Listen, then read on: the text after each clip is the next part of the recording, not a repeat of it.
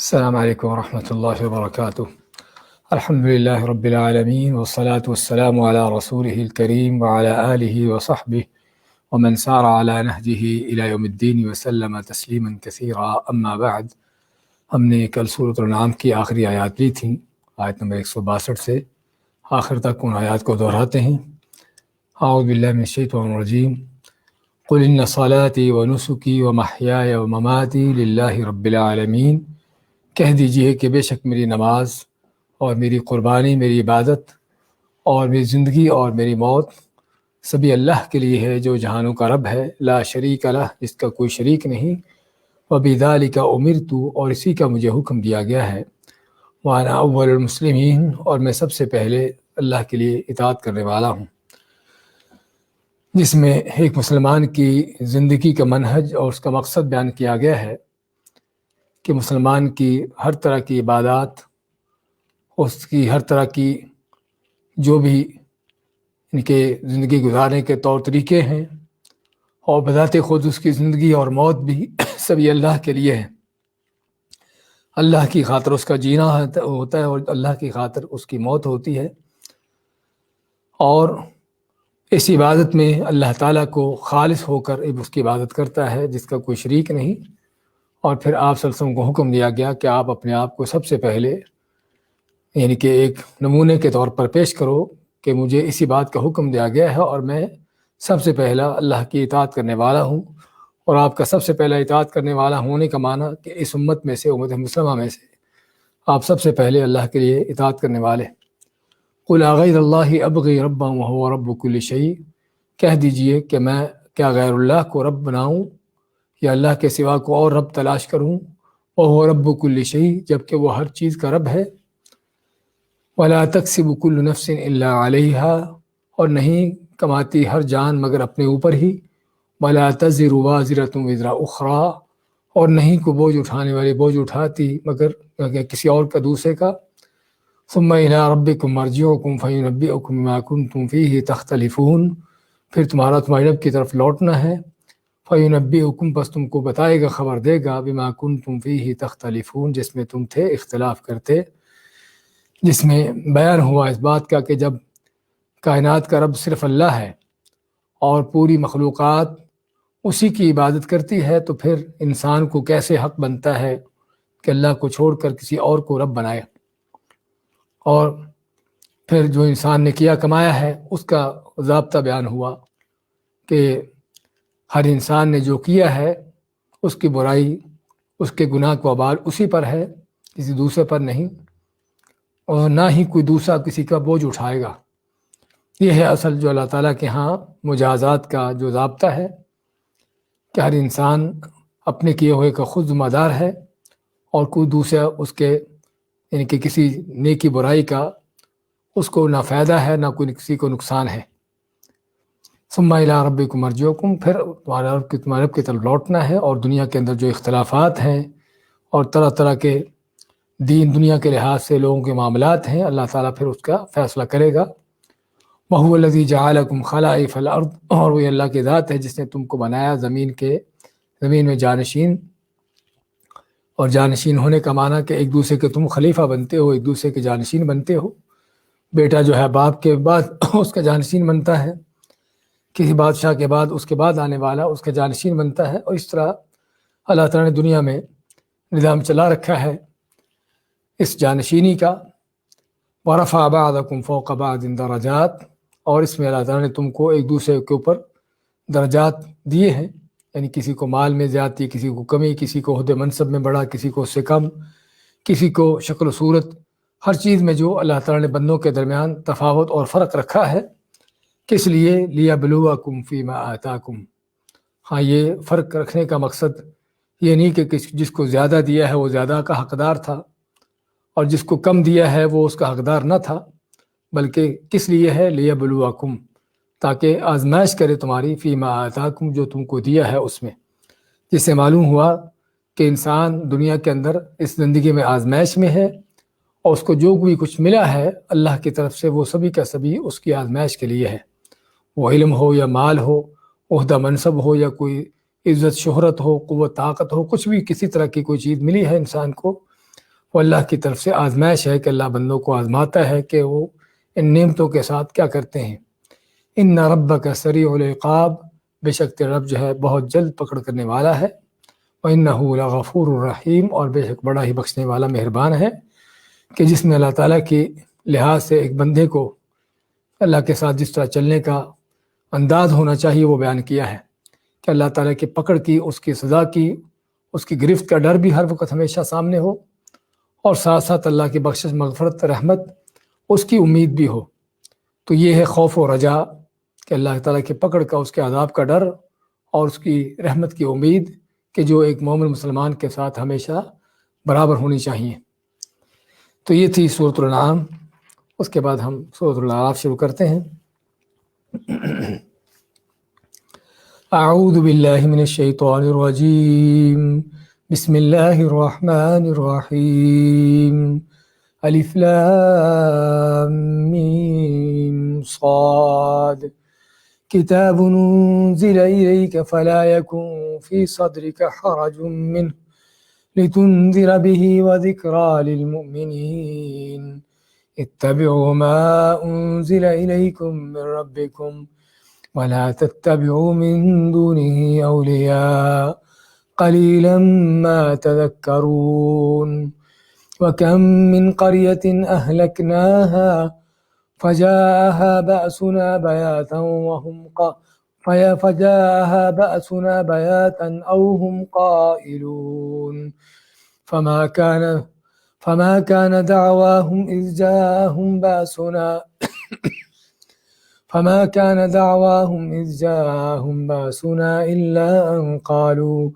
إلا أن قالوا إنا كنا ظالمين۔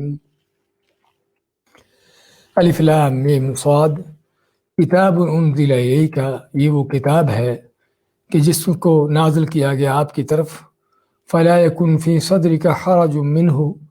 پس نہ ہو آپ کے سینے میں اس کے بارے میں کوئی تنگی، وذکری لتنذر به، تاکہ تم ڈراؤ اس سے، یعنی اس کتاب سے، وذکری للمؤمنین، اور نصیحت ہے ایمان والوں کے لیے،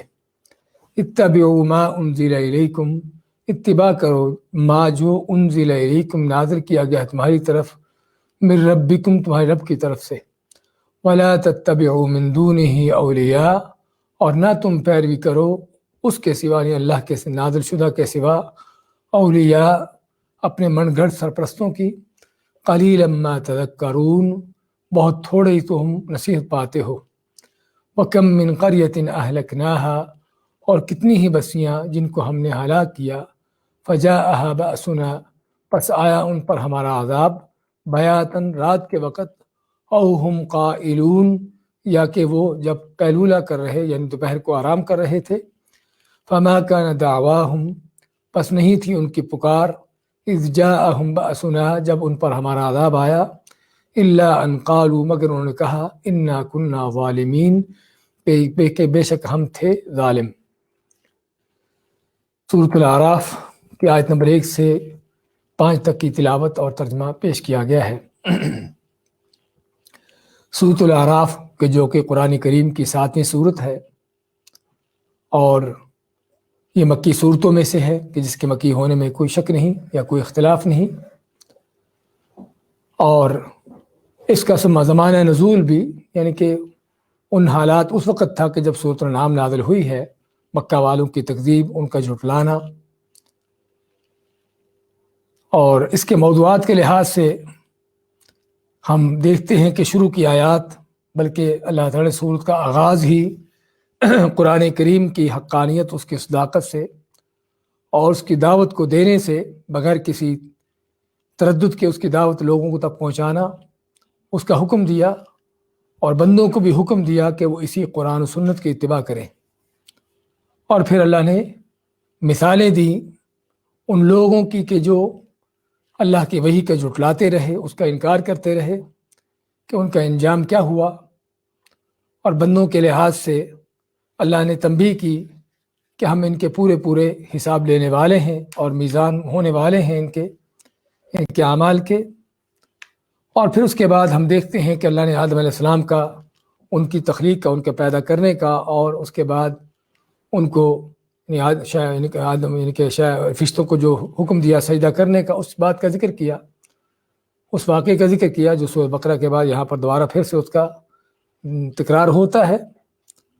اور پھر اس کے بعد ہم دیکھتے ہیں اس قرآن کریم میں اللہ تعالیٰ نے بنی انسان کو یعنی لوگوں کو جو ہے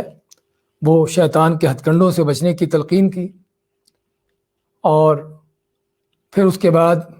جھٹلانے والوں کے انجام بیان ہوئے۔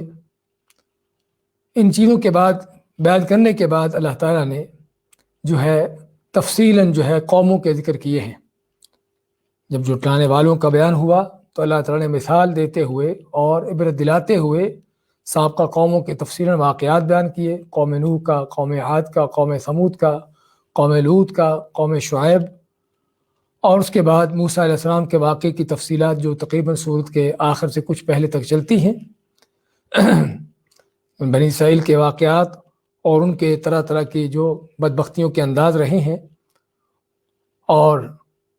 اس کے بعد سورت کا اختتام ہوتا ہے پھر سے اللہ تعالیٰ کی توحید اور سچے عقیدے کی اس کی دعوت کے حوالے سے۔ تو یہ اس سورت کے موضوعات ہیں۔ اس سورت کو سورۃ الاعراف کہنے کا اس کی وجہ جو ہے وہ آگے چل کر کچھ آیتوں کے بعد اللہ نے ذکر کیا ہے جنت والوں کا، جہنم والوں کا، اور ان لوگوں کا کہ جو اصحاب الاعراف ہیں، کہ جن کے نیکیاں اور برائیاں برابر ہوں گی، اور ان کو لوگوں کے حساب ہونے تک جو ہے وہ جنت اور جہنم کے درمیان کچھ اونچی جگہ پر ٹیلوں پر ان کو روکا جائے گا، جن کو اصحاب الاعراف کہا گیا ہے۔ تو اسی مناسبت سے سورت کا نام اعراف رکھا گیا۔ اللہ تعالیٰ الف لام میم صاد، یہ 4 حرف ہیں حروف مقطعات میں سے، حروف تہجی میں سے، جس طرح کہ الف لام میم ہم نے پڑھا ہے شروع میں، اور اس طرح باقی صورتوں کے شروع میں حا میم یا سین یا طٰہٰ اس طرح کے حروف آتے ہیں۔ اور ہم پہلے بیان کر چکے ہیں سورۃ بقرہ، سورۃ آل عمران وغیرہ کے شروع میں کہ یہ حروف مقطعات جو ہیں ان کا ذاتی معنی تو اللہ تعالیٰ ہی جانتا ہے، کیونکہ ہمیں ذاتی معنی معلوم نہیں ہے کہ الف کا معنی کیا ہے، لام کا معنی کیا ہے، میم کا معنی، صاد کا معنی کیا ہے، اور اصل یہ ہے کہ عربی کے حروف میں سے ہیں۔ لیکن علماء فرماتے ہیں کہ قرآن کریم میں کوئی بھی چیز بے مقصد نہیں ہے، تو چنانچہ ان حروف کو آنے کا بھی مقصد کیا ہے؟ مقصد یہ ہے کہ اس قرآن کے بارے میں بیان کرنا کہ یہ قرآن عربی میں ہے، کہ جو ان لوگوں کی زبان تھی کہ جن پر سب سے پہلے قرآن نازل ہوا، جو سب سے پہلے قرآن سے مخاطب تھے، اور ان کا قرآن کو جھٹلانا اور کہنا کہ یہ اللہ کا کلام نہیں ہے۔ تو اس طرح کے حروف نازل کر کے صورتوں کے شروع میں ان کو چیلنج کیا گیا، ان کو واضح کیا گیا کہ یہ قرآن عربی زبان سے ہی ہے جو تمہاری زبان ہے، اور اگر تم سمجھتے ہو کہ یہ قرآن اللہ کا کلام نہیں ہے تو پھر تم بھی کوئی اس جیسا قرآن لے آؤ۔ قرآن نہیں لا سکتے 10 صورتیں لے آؤ، 10 صورتیں نہیں تو کم از کم 1 صورت ہی لے آؤ۔ تو یعنی کہ ان حروف کو لانے کا مقصد جو ہے عربوں کو واضح کرنا تھا کہ یہ قرآن عربی میں ہے، اور تم بھی عرب ہو، تو اگر تم اس قرآن کو نہیں مانتے کہ اللہ کا کلام ہے تو پھر اس جیسا قرآن لا کے دکھاؤ۔ اور یہ وجہ ہے کہ ان حروف کے بعد عموماً اگلی آیت جو ہے وہ قرآن کریم کے حوالے سے ہی اسی کے بارے میں ہوتی ہے۔ تو یہاں پر بھی الف لام میم صاد کے بعد کتاب انزل الیک، کہ یہ وہ کتاب ہے کہ جس کو ہم نے نازل کیا۔ تو جو واقعی علماء کا یہ قول جو ہے اس کی تائید ہوتی ہے اس سے کہ ان حروف کا مقصد عربوں کو چیلنج کرنا ہے اور قرآن کی حقانی صداقت کو واضح کرنا ہے اور بیان کرنا ہے کہ یہ قرآن عربی میں ہے۔ ما کتاب انزل الیک، یہ وہ کتاب ہے کہ جو نازل کی گئی آپ کی طرف۔ کہیں پر اللہ تعالیٰ براہ راست قرآن کے نازل ہونے کا اس کی نسبت اپنی طرف کرتا ہے، انا انزلناہ، کہ ہم نے اس کو نازل کیا، اور بڑی تاکیدوں کے ساتھ نازل، یعنی کہ اللہ بیان فرماتا ہے اس چیز کا۔ اور کبھی جو ہے یہاں پر جس طرح کے اللہ تعالیٰ نے فرمایا کہ اس کو نازل کیا گیا، تو نازل کرنے والا معروف ہے کون ہے، اللہ کی ذات ہے۔ فلا یکن فی صدرک حرج منہ، فلا یکن، پس نہ ہو، فی صدرک، آپ کے سینے میں، حرج منہ، اس کے بارے میں کوئی تنگی۔ حرج کا لفظی معنی ہم اس سے پہلے سورۃ الانعام میں پڑھ چکے ہیں تو حرج کا لفظی معنی کسی تنگ رستے پر اس کو استعمال کیا جاتا ہے، ایسی جھاڑی یا ایسی جھاڑیوں کا رستہ کہ جہاں سے گزرگاہ نہ ہو یا گزرنے کا رستہ بڑا مشکل سے ملتا ہو، تو اس کو حرج کا نام دیتے ہیں۔ تو تمہارے سینے میں، تمہارے دل میں اس قرآن کی تبلیغ کے بارے میں، اس قرآن کے آگے سنانے میں، اس کا یہ پیغام لوگوں کو دینے اور بتانے میں آپ کے سینے میں کوئی تنگی نہیں ہونی چاہیے۔ قرآن کے بتانے، اس کی تبلیغ کرنے میں تنگی کیوں ہو سکتی ہے؟ ہاں، وہ تنگی کہ اس قرآن کو سنانے میں، اس کی دعوت دینے کے، اس کے مد مقابل اس کی وجہ سے جو طرح طرح کے آگے خطرات ہیں، چیلنج ہیں، کہ قرآن کی دعوت وہ حق کی دعوت ہے، توحید کی دعوت ہے، ایک اللہ کی عبادت کی دعوت ہے، جو عموماً لوگوں کو پسند نہیں ہوتی، ان کو ناگوار ہوتی ہے، جس طرح کہ توحید کے حوالے سے اللہ نے ذکر کیا ہے وَإِذَا ذُكِرَ اللَّهُ وَحْدَهُ اشْمَأَزَّتْ قُلُوبُ الَّذِينَ لَا يُؤْمِنُونَ بِالْآخِرَةِ، کہ جن کا آخرت پر ایمان نہیں ہوتا، جب ایک اللہ کی توحید کی بات ہوتی ہے تو ان کے دل سکڑتے ہیں، ان کے چہرے بگڑتے ہیں اور وہ تنگ پڑتے ہیں کہ یہ کیا بات شروع کر دی۔ وَإِذَا ذُكِرَ الَّذِينَ مِن دُونِهِ إِذَا هُمْ يَسْتَبْشِرُونَ، اور جب غیر اللہ کی باتیں کی جاتی ہیں، اللہ کے سوا اور جو ان کے بڑے چھوٹے کرنی دھرنی والے جو بنا رکھے ہوتے ہیں، ان کی باتیں، ان کی کرامتیں، ان کے جھوٹے واقعات، قصے کہانیاں، حکایتیں بیان ہوتی تو بڑے خوش ہو کے بیٹھتے ہیں۔ یہ ہے کسی کے بدعتی ہونے کی دلیل، اس کی نشانی، کہ جس کا قرآن پر، اللہ کی توحید پر دل نہ جمے اور قرآن سننے کو دل نہ کرے،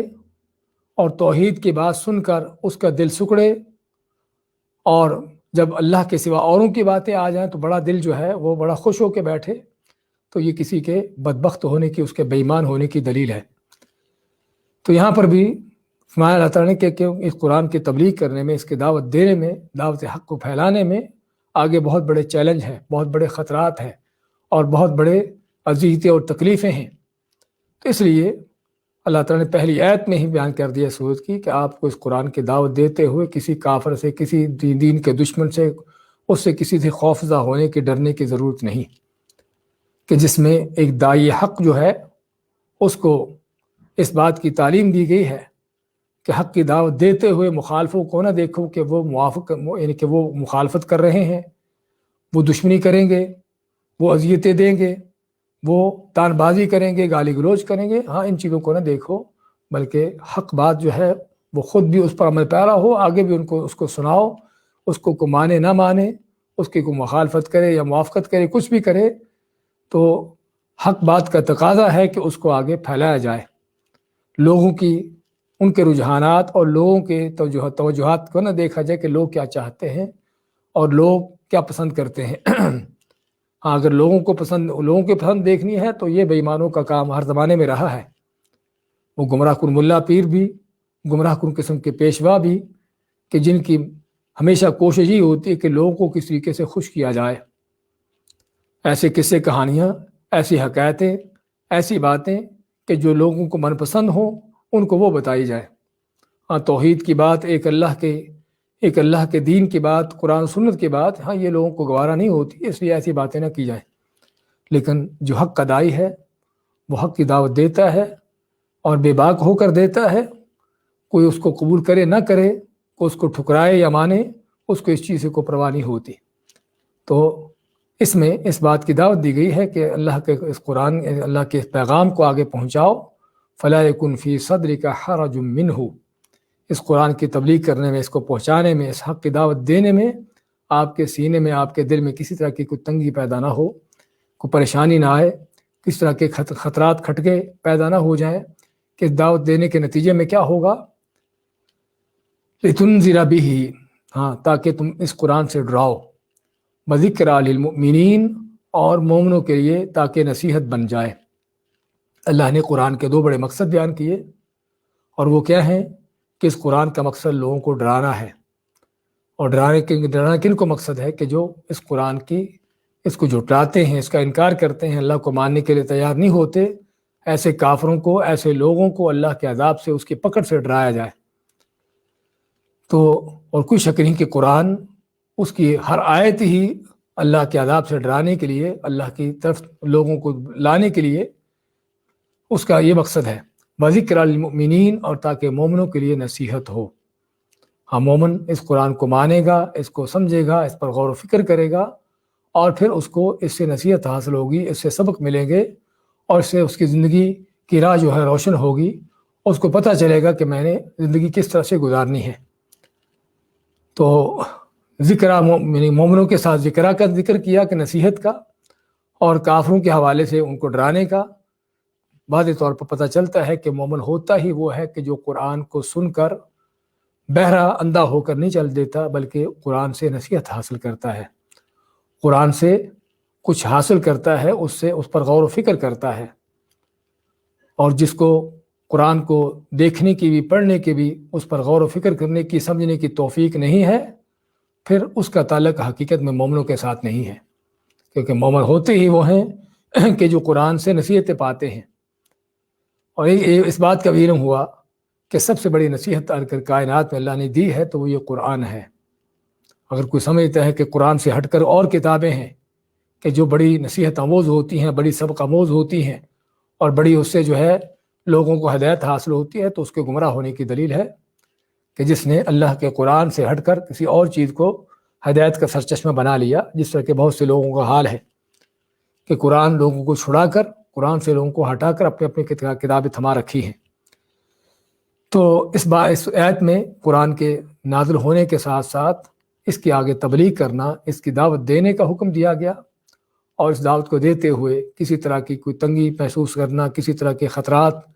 کھٹکے محسوس کر کے اس سے پیچھے ہٹنا، اس سے منع کیا گیا، اور اس قرآن کے مقصد بیان کیے گئے تاکہ اس قرآن سے نافرمانوں کو ڈرایا جائے اور اللہ کے مطیع ایمان والوں کو جو ہے ان کو نصیحت کی جائے۔ اتبعوا ما انزل الیکم من ربکم، جب قرآن کے ساتھ دعوت دینے کا حکم دیا گیا اور نبی کریم صلی اللہ علیہ وسلم کو یہ منصب عطا کیا کہ آپ نے اس قرآن کی دعوت دینی ہے، اس کے بعد اب امت کو اللہ تعالیٰ حکم دیتا ہے کہ امت کا فرض کیا بنتا ہے کہ یہ قرآن جب لوگوں کے لیے نازل کیا گیا ہے تاکہ ان کی ہدایت کا ذریعہ، ان کی ہدایت کا سرچشمہ ہو، تو فرمایا کہ پھر کیا فرض بنتا ہے؟ اتبعوا، اتباع کرو، پیروی کرو، ما جو انزل الیکم، نازل کیا گیا تمہاری طرف، من ربکم، تمہارے رب کی طرف سے، جو تمہارے رب کی طرف سے تم پر نازل کیا گیا ہے اس کی اتباع کرو۔ اور رب کی طرف سے نازل کرنے کا لفظ جو ہے، رب کا لفظ یہاں پر ایک اور ہمیں تنبیہ کرتا ہے کہ رب کے معنی کہ جو خالق و مالک، رازق، مدبر ہے، تو اللہ تعالیٰ صرف وہ رازق، صرف وہ کھانے پینے کی روزی نہیں دینے والا۔ اللہ تعالیٰ رازق صرف اور صرف جو ہے بندوں کے کہ جو دنیاوی ان کی ضروریات ہے صرف ان کو وہ پوری کرنے والا نہیں ہے، بلکہ ان دنیاوی ضروریات کے ساتھ سب سے بڑی جو انسان کی ضرورت ہے، اس کے دین کی ضرورت، اس کی روح کی غذا جو ہے۔ ہاں، تو ربکم کا لفظ اس بات کی تنبیہ کرتا ہے کہ جس رب نے تم کو پیدا کیا ہے، جس رب نے تم کو یہ دنیا کی ہر طرح کی نعمتیں دی ہیں، یہ کائنات تمہاری خاطر بسا دی ہے، اسی رب کا حق بنتا ہے کہ اس رب کی نازل شدہ تعلیمات کو لیا جائے۔ الا لہ الخلق والامر، خبردار مخلوق اللہ کی ہے اور حکم بھی اسی کا ہے۔ تو اس لیے وہ جس کو تم اپنا رب مانتے ہو اور سمجھتے ہو کہ وہی تم کو پیدا کرنے والا، تم کو مارنے والا اور تمام نعمتیں دینے والا ہے، تو حق بھی اسی رب کا بنتا ہے کہ اس کی نازل شدہ وحی کے ساتھ چلا جائے، اس کی اتباع کی جائے، اور پھر اس کی وحی کو چھوڑ کر کسی اور کے اوپر چلنا، کسی اور کے پیچھے چلنا، ہاں یہ ہے جو اس رب کے ساتھ سب سے بڑی بغاوت ہے، اس اللہ کے ساتھ سب سے بڑی سرکشی ہے۔ اس لیے فرمایا وَلَا تَتَّبِعُوا مِن دُونِهِ اولیاء، اور نہ تم اتباع کرو، پیروی کرو، من دونہ، اس کے سوا، اولیاء جمع ولی کی، جس کے معنی سرپرست بھی کیا جاتا ہے، دوست بھی معنی آتے ہیں، کارساز بھی ہیں، یعنی اللہ کے سوا اور جو تم نے اپنے سرپرست بنا رکھے ہیں، اپنے مشکل کشا حاجت روا بنا رکھے ہیں، اپنے ملا پیر بنا رکھے، کڑے کر رکھے ہیں کہ جن کو تم سمجھتے ہو کہ وہ شریعت سازی کا ان کو حق ہے، حلال و حرام کے تم کو فتوے دیتے ہیں، یا کوئی دین کے تم کو طور طریقے بتاتے ہیں، تو اللہ مانتا ہے کہ اللہ کے قرآن کو چھوڑ کر، اس وحی کو چھوڑ کر اوروں کے طریقوں پر نہ چلو، اوروں کو جو تم نے اور اپنے ولی ان کو اپنا سرپرست بنا رکھا ہے ان کے طور طریقے نہ اپناؤ۔ قلیلا ما تذکرون، بہت تھوڑا ہے جو تم نصیحت پاتے ہو۔ تو اس سے معلوم کیا ہوا ایک مسلمان جس چیز کا پابند ہے وہ کیا ہے؟ وہ پابند ہے کہ اللہ تعالیٰ کی وحی کی پیروی کرے، وہ وحی کے ساتھ چلے۔ اور وحی کیا ہے؟ اتبعوا ما انزل الیکم من ربکم، اتباع کرو اس کی جو نازل کیا گیا تمہاری طرف، تمہارے رب کی طرف سے۔ اور نازل ہونے والی دو چیزیں ہیں، وہ اللہ کا قرآن ہے اور نبی کریم صلی اللہ علیہ وسلم کی سنت اور آپ کا فرمان ہے، کیونکہ آپ کا فرمان بھی کیا ہے؟ وما ينطق عن الهوى ان هو الا وحی یوحی، کہ آپ جو بولتے ہیں اپنی مرضی اپنی خواہش سے نہیں، بلکہ اللہ کی وحی کے ساتھ۔ اور بلکہ ہر رسول آتا ہی اللہ کا پیغام پہنچانے کے لیے ہے، تو جس کا معنی ہوا کہ رسول کی ہر بات اللہ کی طرف سے ہوتی ہے، اللہ کا حکم ہوتی ہے۔ تو یہ ہے جو نازل کیا گیا، یعنی قرآن اور سنت۔ اور اس لیے آپ فرماتے ہیں الا انی اوتیت القرآن ومثلہ معہ، کہ خبردار جس طرح مجھے قرآن دیا گیا ہے اسی طرح اس کے ساتھ دوسری چیز یعنی سنت دی گئی ہے۔ تو یہ ہے کہ جس کا ایک مسلمان پابند ہے کہ قرآن و سنت کی اتباع کرے، قرآن و سنت کی پیروی کرے، اپنے ہر معاملے میں، اپنے ہر مسئلے میں قرآن و سنت کی طرف رجوع کرے، اس سے اپنا فیصلہ لے، اور اس کو چھوڑ کر جو اس نے اپنے بڑے چھوٹے بنا رکھے ہوتے ہیں، غیر اللہ جو اس نے اپنے بنا رکھے ہوتے ہیں، کوئی اس کا امام ہے، کوئی اس کا مفتی ہے، کوئی اس کا بزرگ ہے، کوئی بڑا کوئی دانشور، کوئی بڑے بڑے اس نے جو اپنے پیشوا بنا رکھے ہوتے ہیں کہ بڑے وہ سمجھدار ہیں، بڑا ان کے پاس علم ہے اور بڑے علم کے ستون ہیں۔ ہاں وہ علم ہوگا ان کے پاس، کوئی شک نہیں، لیکن اتباع ان کی نہیں ہے، اتباع اس کی ہے جو اللہ نے نازل کیا ہے۔ اس لیے علماء کا جو حق ہے کہ ان کے علم سے استفادہ کیا جائے، قرآن و سنت کو سمجھنے میں اگر ان کی کوئی تحقیقات ہیں، ان کی کوئی تعلیمات ہیں، تو اس میں اس سے استفادہ کیا جائے کہ کس طرح سے آیت کو سمجھا جائے، کس طرح سے حدیث کو سمجھا جائے۔ لیکن جب دیکھیں کہ ان کی بات کہیں قرآن یا حدیث کے خلاف ہے، یا ان کی بات کسی آیت یا حدیث کے موافق نہیں ہے، تو پھر جو ہے اتباع ان کی نہیں بلکہ اتباع قرآن و سنت کی ہے۔ تو علماء کا حق صرف ان سے علمی طور پر استفادہ کرنے کی حد تک ہے، نہ کہ ان کو اپنا پیشوا بنا کر انہی کی اتباع کر دی جائے اور قرآن و سنت کو چھوڑ دیا جائے۔ اور یہ آیت بڑی دو ٹوک اور واضح ہے اس موضوع پر کہ قرآن و سنت کی اتباع کس قدر ضروری ہے، اور قرآن و سنت کی پیروی کرنا ہی اصل دین ہے۔ اور اس سے ہٹ کر اوروں کو اپنے امام پیشوا بنا کر ان کے پیچھے چل پڑنا، قرآن و سنت سے ہٹ کر یہ سراسر گمراہی ہے۔ فماذا بعد الحق الا الضلال، کہ اگر قرآن و سنت کے پیچھے چلنا حق ہے، اس کی اتباع کرنا حق ہے، تو پھر اس سے ہٹ کر جو بھی کچھ ہے وہ سبھی کچھ کیا ہے؟ وہ گمراہی ہے۔ تو اس میں بہت بڑی تنبیہ ہے ان لوگوں کے لیے کہ جو قرآن و سنت سے تعلیمات حاصل کرنے کے بجائے ان اپنے پیشوا بنا رکھے ہیں، اپنے طرح طرح کے امام کھڑے کر رکھے ہیں کہ جو وہ کہتے ہیں ان کی بات ماننی ہے، چاہے قرآن کے موافق ہو، مخالف ہو، کیا سنت کے مطابق ہو یا نہ ہو، بغیر اس چیز کو دیکھے اپنے صرف بڑوں ہی کی باتوں کے پیچھے چلنا، یہی وہ شیطان کا رستہ ہے کہ جس سے شیطان ہر زمانے میں لوگوں کو گمراہ کرتا رہا ہے۔ تو ما اتبعوا، پیروی کرو، اتباع کرو، ما انزل الیکم من ربکم، جو نازل کیا گیا تمہاری طرف، تمہارے رب کی طرف سے۔ اور ہم دیکھتے ہیں مختلف طرح کے، یعنی کہ اگر اسلام کے علاوہ باقی دینوں کو تو چھوڑیے، ان کا تو معاملہ بالکل واضح ہے کہ کس انداز سے کفر ہے، بے ایمانی ہے، لیکن حتیٰ کہ وہ لوگ جو اسلام کے دعوے دار ہیں لیکن اسلام کا دعویٰ کرنے کے باوجود قرآن و سنت کی راہ چھوڑے ہوئے ہیں، ان کا بھی دین جا کر دیکھیے کبھی کہ کیسی کیسی خود ساختہ من گھڑت باتیں کہ جو قرآن کے نزدیک تک بھی نہیں ہوتی، احادیث کے سراسر اور پوری ڈٹائی کے ساتھ مخالفت ہوتی اس میں۔ تو وجہ کیا ہے؟ وجہ صرف وہی ہے کہ جو قرآن سنت کی راہ چھوڑی۔ تو اس لیے فرمایا کہ پیروی اس کی کرو جو تمہارے رب نے تم پر نازل کیا۔ جس رب نے تمہارے کھانے پینے کی روزی کے انتظام کیے ہیں، اس رب نے تمہاری ہدایت کے لیے وحی کا انتظام بھی کیا ہے۔ وَلَا تَتَّبِعُوا مِن دُونِهِ أَوْلِيَاءَ، اور اس کو چھوڑ کر، اللہ تعالیٰ کی وحی کو چھوڑ کر اپنے جو تم نے اپنے خود ساختہ سرپرست اور کارساز اور حاجت روا مشکل کشا اور ولی کھڑے کر رکھے ہیں، ان کی پیروی نہ کرو۔ تو جس میں کھلے اور صاف طور پر قرآن و سنت سے ہٹ کر کسی بھی بڑے سے بڑے دانشور، امام، مفتی، اس کی پیروی کرنے سے روکا گیا ہے۔ ہاں ان کی تعلیمات ان سے استفادہ کریں گے کسی چیز کو سمجھنے میں، لیکن پیروی جو ہے، اتباع جو ہے، وہ قرآن و سنت کی ہے۔ حکم جو ہے وہ اللہ اس کے رسول کا ہے، وہ کسی مولوی مفتی کا نہیں ہے۔ قلیلا ما تذکرون، بہت تھوڑا ہے جو تم نصیحت پاتے ہو۔ تو اسے یہاں پر پتہ چلا کہ شریعت سازی کا حق صرف اور صرف اللہ کی ذات کو ہے، اور کسی کو شریعت کے احکام جاری کرنے کا، حلال و حرام کے فتوے دینے کا، اللہ کے قرآن کو چھوڑ کر، سنت کو چھوڑ کر اس کو نہ کسی کے پاس کوئی اختیار ہے، اور نہ ہی اس کے لیے اس بات کی اجازت ہے۔ خود نبی کریم صلی اللہ علیہ وسلم نے اگر کبھی کوئی ایسی بات کہہ دی کہ جو اللہ کی وحی کے مطابق نہ تھی، تو اللہ نے آپ کو بھی وہاں پر آپ کا بھی تعدیب کی، جس طرح کہ سورۃ تحریم کے شروع میں ہم پڑھتے ہیں، یا ایھا النبی لما تحرم ما احل اللہ لک تبتغی مرضات ازواجک، اے نبی وہ چیز کیوں حرام کرتے ہو جو اللہ نے تمہاری حلال کی ہے، اپنی بات بیویوں کی، ان کی بات مانتے ہوئے۔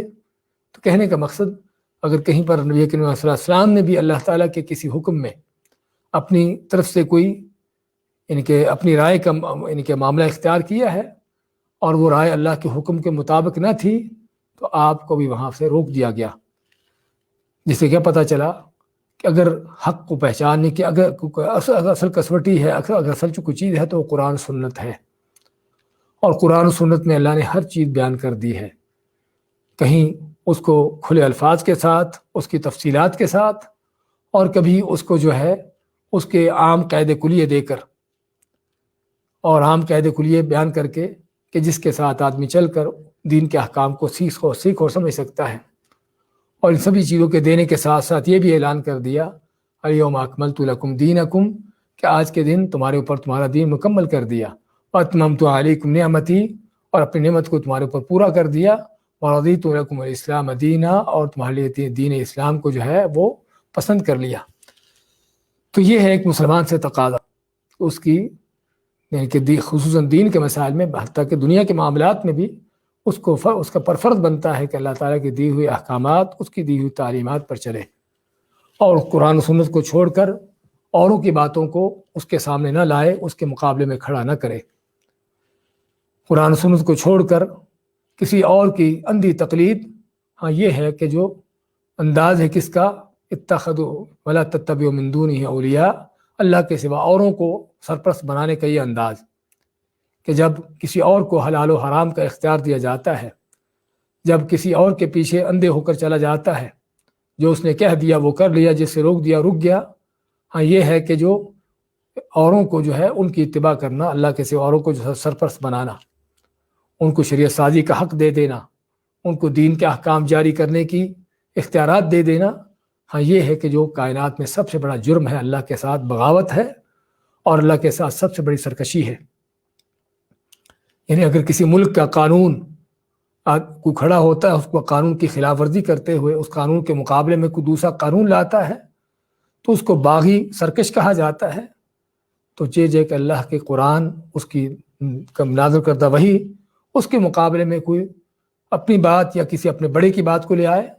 تو اس سے بڑھ کر اور بغاوت کیا ہوگی؟ تو یہ ہے اصل قرآن و سنت سے بغاوت کا اور اللہ سے بغاوت کا انداز، کہ جب قرآن و سنت کو چھوڑ کر اوروں کو پیچھا کیا جاتا ہے۔ اس میں قلیلا ما تذکرون، لیکن اللہ تعالیٰ کی طرف سے نصیحت تو ضرور آئی ہے، لیکن اس کو پانے والے بہت تھوڑے ہیں۔ اور واقعی آج دیکھیے کہ اس نصیحت پر چلنے والے کتنے ہیں۔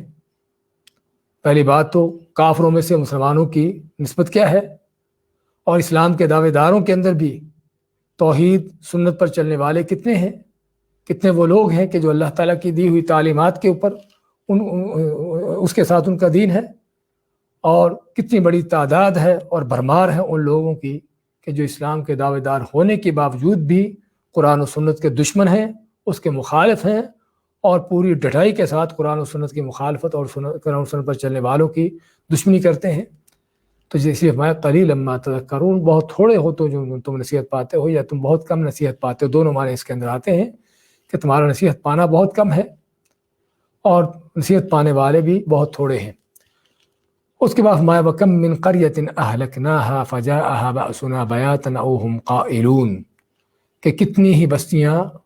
کم کا لفظ جو ہے یہاں پر سوال کے لیے نہیں ہے بلکہ کسی چیز کی کثرت کو بیان کرنے کے لیے، کہ کتنی ہی زیادہ بستیاں اہلکناہا جن کو ہم نے تباہ کیا، ہلاک کیا، فجاءہا بأسنا بیاتن او ہم قائلون، تو ان کے اوپر ہمارا عذاب آیا بیاتن۔ بیات کا لفظ کس سے ہے؟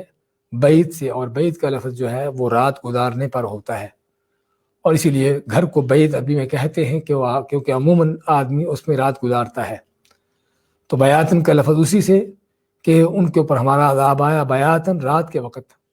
او ہم قائلون یا کہ جب وہ قیلولہ کر رہے تھے، اور یہ دونوں وہ وقت ہیں، رات کا وقت بھی قیلولہ کے وقت بھی، کہ جو آدمی کے راحت و آرام کا اور اس کے ایک طرح سے غفلت کا وقت ہے۔ غفلت کا معنی یعنی سونے کا ہے، کہ جس میں آدمی یعنی کہ ہوشیار نہیں ہوتا، چوکو چوبند نہیں ہوتا، الرٹ نہیں ہوتا، تو اللہ فرماتا ہے کہ ہمارا عذاب ان کے اوپر آیا یا تو رات کے سوتے ہوئے، راتوں کو سوتے ہوئے، یا دوپہر کو جب وہ آرام کے مزے کر رہے تھے تو اس وقت ہمارا عذاب آیا۔ اور ان دونوں چیزوں کا یا دونوں اوقات کا جو ذکر کیا گیا ہے وہ کیوں ہے؟ بلکہ دوسری آیتوں میں اس بات کا ذکر آتا ہے، جس طرح کہ ہم پڑھتے ہیں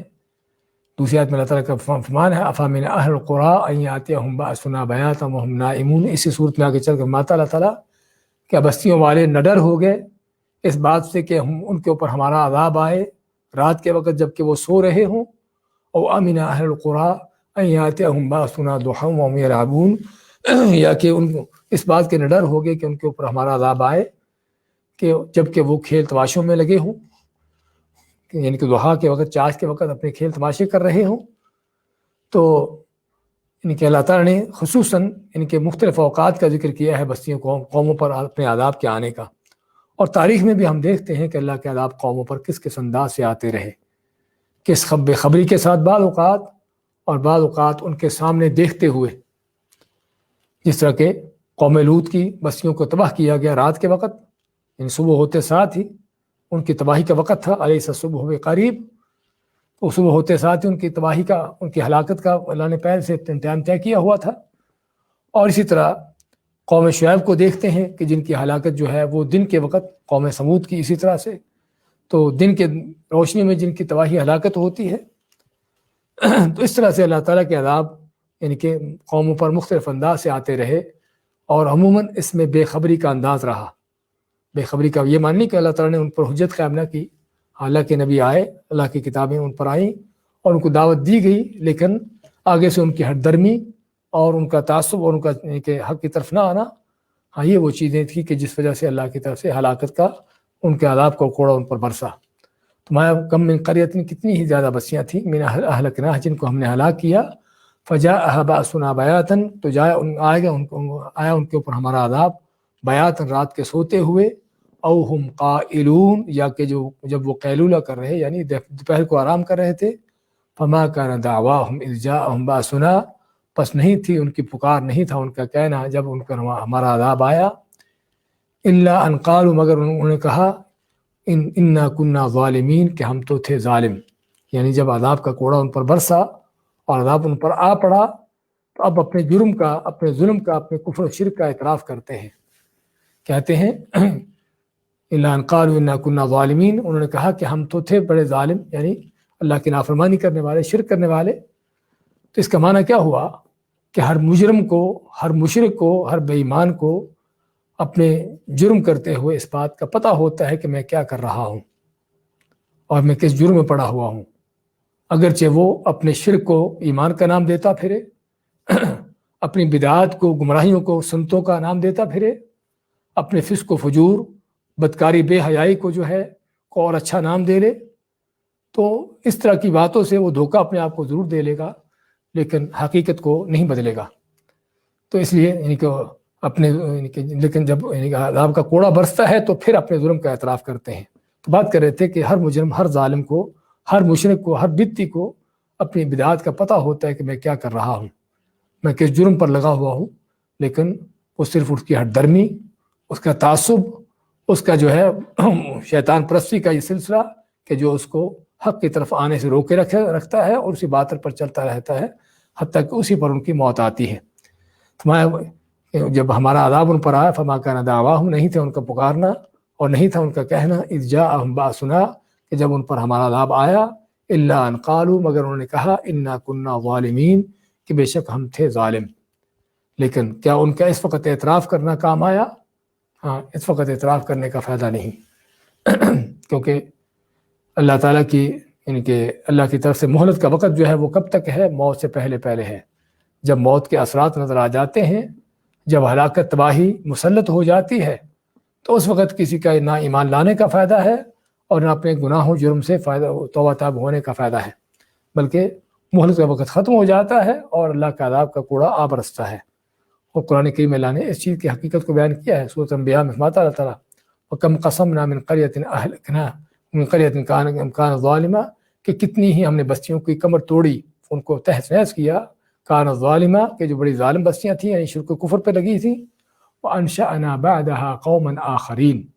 ہاں ان کو ہلاک کر کے ہم نے وہاں پر دوسری قوم کو لا بسایا۔ فَلَمَّا أَحَسُّوا بَأْسَنَا إِذَا هُمْ مِنْهَا يَرْكُضُونَ، اللہ ماتے کہ جب انہوں نے ہمارے عذاب کو آتے دیکھا، عذاب کو محسوس کیا کہ ابھی ہمارے اوپر عذاب آنے والا ہے، عذاب کو آتے دیکھا تو پھر وہ بھاگ رہے تھے۔ اذا هم يركضون لا تركضوا وارجعوا الى ما اترفتم فيه، اب بھاگنے کی دوڑ لگانے کی ضرورت نہیں ہے، بلکہ لوٹو اس طرف جس میں تم کو یعنی کہ جو فراوانی دی گئی تھی، خوشحالی تھی تمہارے پاس، اور خوشحالی فراوانی پڑھ کر اللہ کے دین کو بھولے ہوئے تھے، تو کہ بھاگنے کی ضرورت نہیں، بلکہ پلٹو لوٹو اس طرف جو تمہیں آسانیاں اور فراوانیاں دی گئی تھیں، اور مساکین کو اپنے گھروں کی طرف لوٹو۔ تو یہ ہے قوموں کا حال جب ان پر تباہی کا اللہ کے عذاب کا کوڑا برستا ہے، کہ کس انداز سے وہ اللہ کے عذاب سے بھاگنے کی کوشش کرتے ہیں، لیکن وہ بھاگنے کا راستہ کوئی نہیں ہوتا۔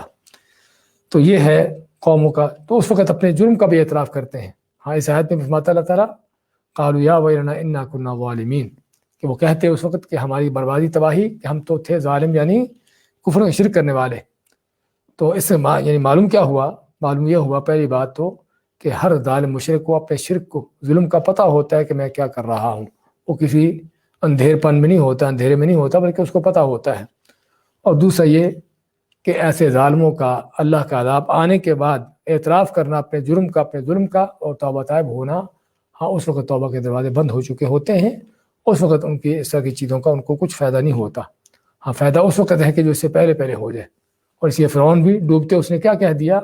کہ میں بھی اس رب پر ایمان لاتا ہوں جس پر بنی اسرائیل ایمان لائے ہیں۔ تو اللہ فرمائے آن، اب تو ایمان لاتا ہے، اب توبہ طائب ہوتا ہے، وقد عصیت، اور جس سے پہلے تو بدماشی کرتا رہا۔ تو کہنے کا مقصد کہ اللہ جب موت آ جاتی ہے تو اس وقت توبہ کا دروازہ، ایمان کے دروازے بند ہو جاتے ہیں، اور اس وقت ان کا اعتراف کرنا کہ ہم بڑے ظالم تھے، اپنے جرم کا اعتراف کرنے کا بھی کوئی فائدہ نہیں ہوتا۔ دوبارہ دیکھیں آج کیا کہتے ہیں، الف لام میم صاد کتاب انزل الیک، یہ کتاب ہے جس کو نازل کیا گیا آپ کی طرف، فلا یکن فی صدرک حرج منہ، پس آپ کے سینے میں اس کے بارے میں کوئی تنگی نہیں ہونا چاہیے، لتنذر بہ، تاکہ آپ ڈراؤ اس سے، وذکر للمؤمنین، اور مومنوں کے لیے جو ہے، مسلمانوں کے لیے جو ہے نصیحت ہے۔ اتبعوا ما انزل الیکم من ربکم، اتباع کرو، پیروی کرو جو نازل کیا گیا تمہاری طرف تمہارے رب کی طرف سے، ولا تتبعوا من دونہ اولیاء، اور اس کو چھوڑ کر غیر اللہ کے اور جو تمہارے ولی دوست ہیں ان کا پیچھا نہ کرو، قلیلا ما تذکرون، بہت تھوڑا ہے جو تم نصیحت پاتے ہو، وکم من قریۃ اہلکناہا، اور کتنی ہی زیادہ بستیاں تھیں جن کو ہم نے ہلاک کیا، فجاءھا باسنا بیاتا، پس آیا ان پر ہمارا عذاب رات کے سوتے ہوئے، او ہم قائلون، جبکہ وہ دوپہر کو آرام کر رہے، قائلولہ کر رہے تھے، فما کان دعواہم، پس نہیں تھا ان کا پکارنا، نہیں تھا ان کا کہنا، اذ جاءہم باسنا، جب ان کے پر ہمارا عذاب آیا، الا ان قالوا، مگر ان کا یہ کہنا تھا، انا کنا ظالمین، کہ بے شک ہم تو تھے ظالم، لیکن اس وقت کا اعتراف کا کچھ فائدہ نہ تھا۔ بارک اللہ فیکم۔